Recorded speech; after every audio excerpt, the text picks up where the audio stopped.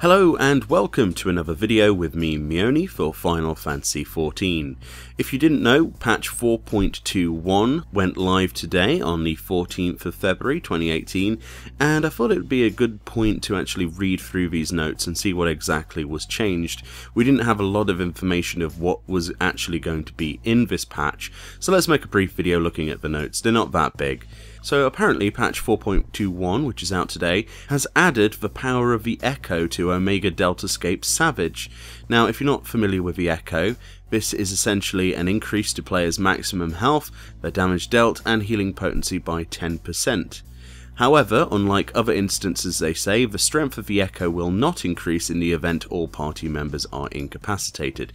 It's just a flat 10% buff across the board. So if you were unable to clear Deltascape 1, 2, 3 and 4 at the time of release, then this could be a great time to go back and get those bosses done with. So there's a bunch of resolved issues, and I do want to go through these because there's not much on this actual patch note thread anyway. So the following issues have been addressed.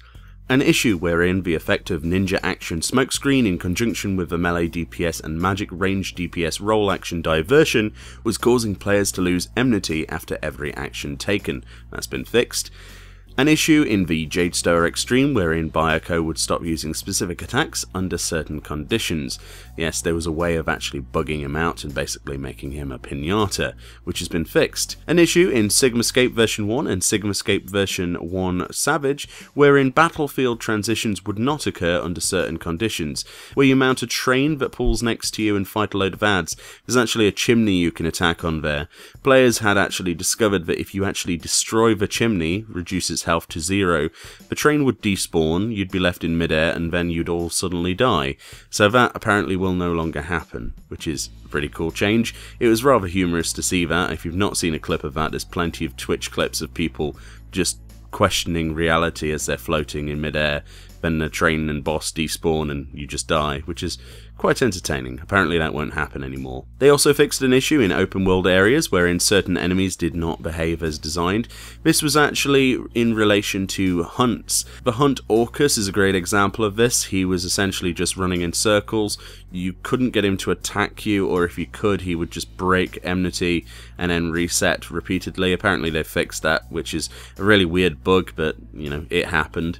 They fixed it. There was also an issue wherein text was not displayed in the confirmation window when you were using a glamour dresser to transform gear into glamour, and that will be present now. There was also an issue wherein the crafting recipe for Moogle Wall Chronometer was incorrect, apparently. And there's the big one that we actually looked at the other day. This was actually added in the patch. They increased the physical damage of Diamond Sword, Axe, Greatsword, Knuckles, Halberd, Daggers, Katana, Bow, and Musketoon by 1 point. Apparently the weapons were 104 physical damage and it should have been 105, so they've actually increased the power of those weapons by 1 point of physical damage. Whether or not that's going to be a big deal for you is up for you to decide. There was also an issue wherein chat messages from blacklisted characters would appear in link shells, free companies and novice network chat logs. So now you will no longer have to deal with those people that you don't want to deal with. An issue also occurred where players were unable to log in under certain conditions. Now, I was unable to log in at all last night, and in fact it kept saying that my password was wrong. I had to wait several minutes to actually wait for it to cool down, and then try again via the website until it let me log in. No real issues, no like incorrect password or anything, it was just a bug. And there was also an issue where items, the spring shirt, spring bottoms and spring shoes, were named incorrect, which makes them a little easier to find in the market board. I'm not really sure why these things were misnamed, but whenever you add things in a patch, you obviously make things, not work in that same patch that are completely unrelated, especially in a game like this one. However, there is another known issue that they declare, and this issue is wherein the high score and number of remaining attempts for the fashion report are not updated when viewed in the timers window. This apparently will be updated upon speaking with the Mastros in the Gold Saucer, but that is the only known issue so far after the patch. And that's pretty much all there was in patch 4.21. The increase to the diamond weapons by 1 physical point of damage is an interesting one regardless. It's not going to break the bank, but Square Enix apologised profusely in a previous developer entry on the website, but it doesn't seem to be that much of a big deal. But I suppose those weapons, you know, being slightly more powerful, it's a plus, I guess. Either way, thank you very much for watching today's video, and I'll see you next time.